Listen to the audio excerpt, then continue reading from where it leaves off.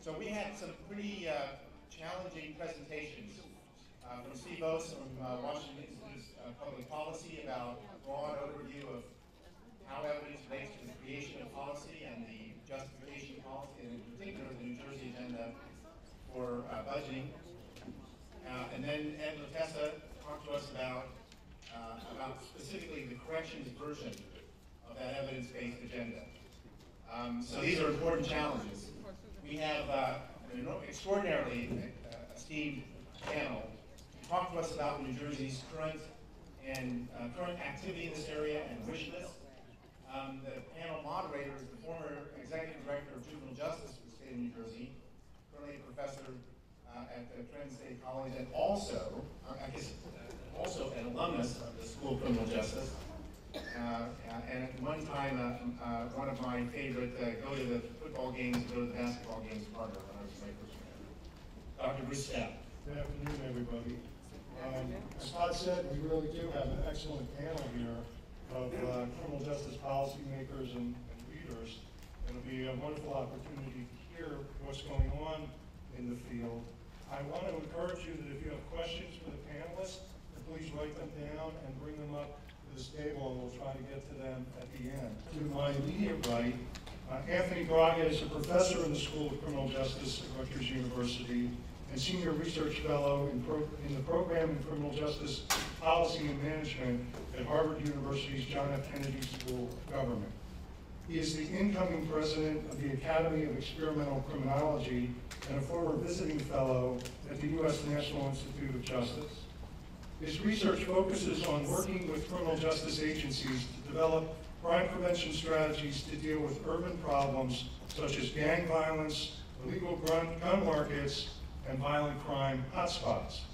Dr. Braga's work with the Boston Police Department on its Safe Street Team initiative is a problem-oriented policing program to prevent crime at violent hotspots. It was recently recognized by the International Association of Chiefs of Police as the 2011 winner of both its Community Policing Award and its Excellence in Law Enforcement Research Award.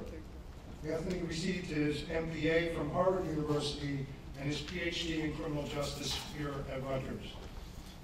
Gary Lanigan is Commissioner of the New Jersey Department of Corrections.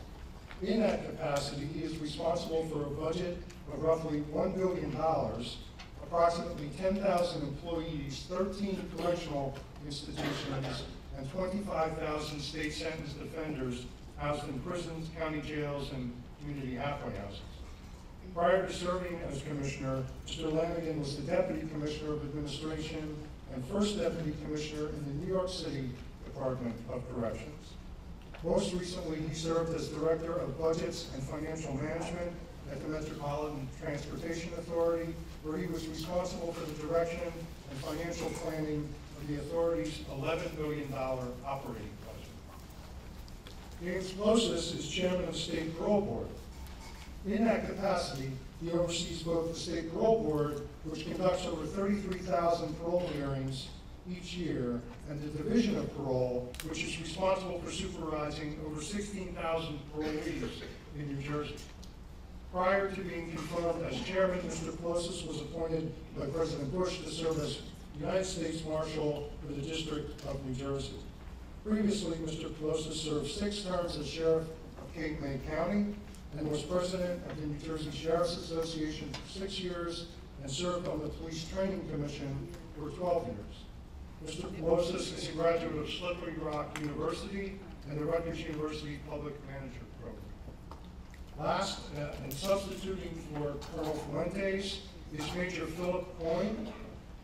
Philip Coyne is a major in the New Jersey State Police and Director of the Regional Operations and Intelligence Center, commonly referred to as the ROC.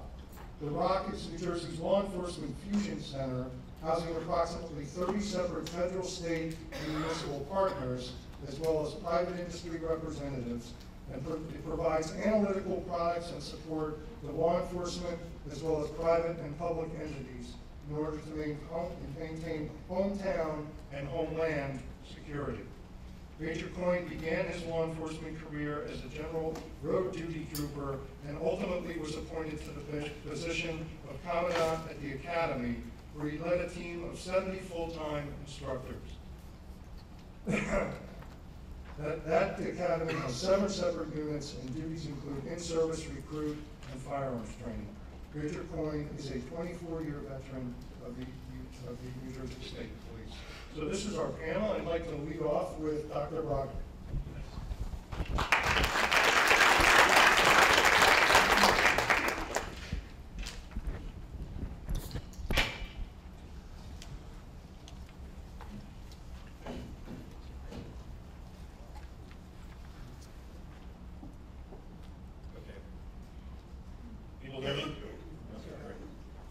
I just want to start off by summarizing what I think New Jersey should be looking for in starting to develop a scorecard on evidence-based practices here in the state. There are 3 different areas evidence can be incorporated into the operations of criminal justice organizations that I think are very important to think about and represent different ways of making criminal justice agencies much more evidence-based than they've been in the past. The first is just a very simple action of doing some homework on what seems to be working out there. There's actually a fair amount of information that you can get off the internet and doing some library research on effective programs and practices.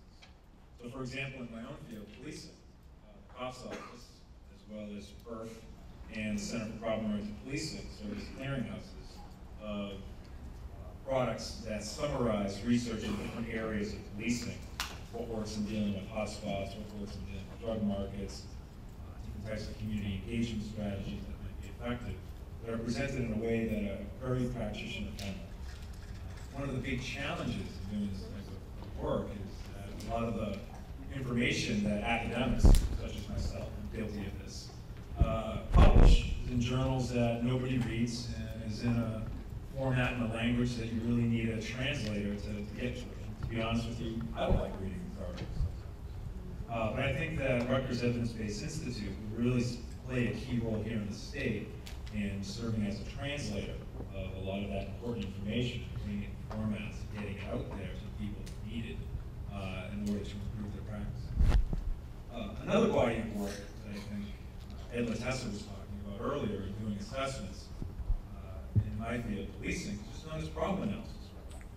I think one of the big challenges in adopting evidence-based programs that have been tested in other jurisdictions is recognizing that every city, for example, has its own story, its own context. Problems vary. There might be things that are common across cities, such as a small number of people or a small number of places that are generating a lot of the violence or other types of problems in the city. But the dynamics associated with those people and places are often driven by local situations. So you really need to do that assessment work up front to figure out how do I adopt those practices in my organization in a way that makes sense, in a way that actually could have a real impact with the problems we're trying to influence. Sometimes there's no evidence in a particular area, and you're going to have to innovate and develop a program that's going to deal with a new problem or a persistent problem that there hasn't been significant inroads on. And you'll have to do some research, partner with an academic institution to understand what are the underlying conditions that give rise to those problems, that cause them to recur, so you can develop a game plan that is at least grounded in some facts. So that sort of assessment, analytical, descriptive work is absolutely critical in getting evidence-based practices on a strong footing in any jurisdiction or within any organization. The third area is the obvious one that most people talk about all the time, program evaluation. How do we know whether a program is working? There's 2 aspects of program evaluation that I think really should make up an effective scorecard. One is what's known as a process evaluation. What did people do? It's incredibly important to document the steps of the program, the content of the program, so if you're going to replicate it in other jurisdictions, people understand what it was that was done that seems to be generating the desired effect. So doing that sort of process evaluation work is very, very important. What were the strengths, what were the shortcomings? And then obviously the impact evaluation, whether something actually worked or not. Did it have or achieve the desired outcomes? Did you have a reduction in criminal behavior? Did crime rates go down? And it's important to recognize that not all program evaluations are created equal. There is a range of programs, a range of methodologies. Some are much stronger than others. One of the key aspects of an effective program evaluation is having a comparison group and making sure that you do an apples-to-apples comparison, that you are comparing whatever people, places, units received your program to similar places, people, or units that did not receive the program. So not all evidence is created equal, and I think in an effective scorecard, you really need to consider that. Now I'm just going to give a couple of examples of the value of this work, reflecting upon my experiences working in the city of Boston with the Boston Police Department. These are two maps of the city of Boston, and we're addressing the problem of what do we do about hotspots in the city? And this research came right from a conversation with the Boston Police Command staff. We were talking about doing hotspots policing, and they said, you know, week to week, it kind of feels like we're playing whack-a-mole out there with our resources. You know, we throw some cops in these corners, things quiet down, and then something sparks up over there. And you know, we can actually test that by doing some analysis. So what we ended up doing was we broke down the city into very, very small units, street block faces, intersections, and I counted almost 30 years worth of violent crimes to those places. These are the robberies, and then I analyzed with Boston Police Department's intelligence unit and crime analysis the trends of those places. And the results were striking. So in the case of robbery, first map shows street robberies, only 8% of all these very, very small intersections or block faces accounted for 2/3 of all the street robberies over time. Looking at commercial robberies, because you need a venue to be robbed, it's even more concentrated. It's about 1% of the intersections in the street block faces generate 50% of all the commercial robberies over a 30-year period. So when I brought these results back to the command staff, I said, well, you know, it is true. You are playing whack-a-mole a little bit, but you're only playing whack-a-mole in 5% of the city, or 1% of the city, or 8% of the city. And the challenge is, what sort of investments do you want to make in those areas to reduce those recurring crime problems? Because it's a very tempting proposition. If you can control or manage 8% of the city, you can really have an impact on citywide robbery trends. I did the same thing with shootings, and over a 30-year period, roughly about 5% of these intersections and block faces generated 74% of all the shootings over a 30-year period. The worst 50 blocks experienced 1,000 shootings over a 30 years. So clearly, if the police department wanted to get a better handle on these locations, they needed to make investments. But at the same time, we coupled these shooting data and robbery data with data on the neighborhood dynamics. And it turns out these shadings, the lighter the shadings are, what it means is the more vulnerable a neighborhood is to experiencing violent crime problems. It's measured through a concept known as collective efficacy, or the ability of a community to stand on its own, to prevent crime, to control streets, to control the kids. So you see that these shooting areas are very highly correlated with neighborhoods that are particularly vulnerable in terms of being able to exert their own control over their streets. And also, these are the same areas where the trust with the police department is at its lowest, and that the police department really needs to go that extra step to engage the community in addressing these areas. So it's a real challenge for them in many different levels, and how to best go about dealing with violence in these concentrated places. So what was the Boston Police Department's main response? Bruce mentioned the Safe Street Team program, which is recognized by the International Association of Chiefs of Police. And all too many hotspots policing programs that just flood it with police officers, do heavy enforcement work.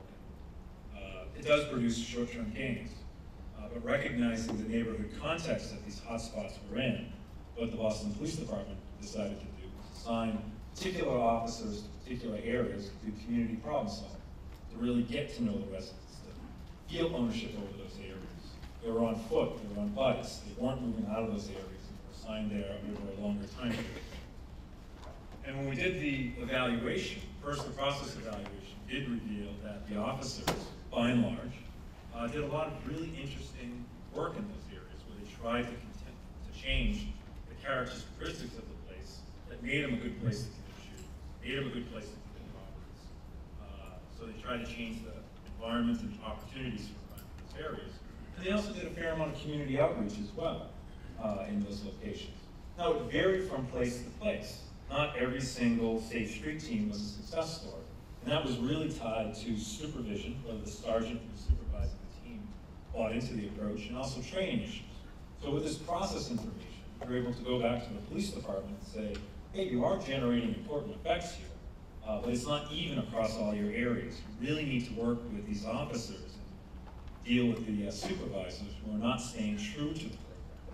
And when we did the impact evaluation, we found relative to similar areas elsewhere in the city, that you had a 17% reduction in violent crimes in these areas without just simply displacing the crime to areas immediately surrounding these hotspots as a result of this program. So it was a very large success story, even though it may not have been implemented perfectly. That's part of the reason that you do these types of evaluations, so you can keep up with these programs, ensure that there's integrity to what's going on out there. And that's an important part, I think, of an evidence-based model, to make sure that there are integrity to these programs and that practices are being implemented the way they are intended to. So just in closing, I think that in these desperate fiscal times, an evidence-based model is the way to go to get the most bang for your buck. Proven practices, grounded in data-driven decisions, and ensuring that things are being done with integrity really positions an organization to get the outcomes that they want. Partnerships with academics can be very, very powerful. We tend to bring out the best in each other.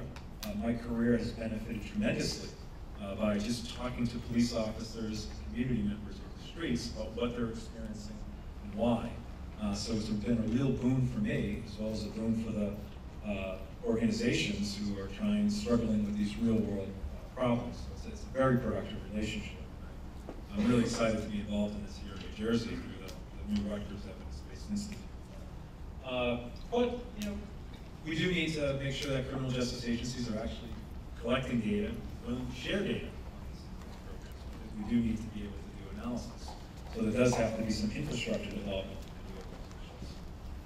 And I'll leave it at that.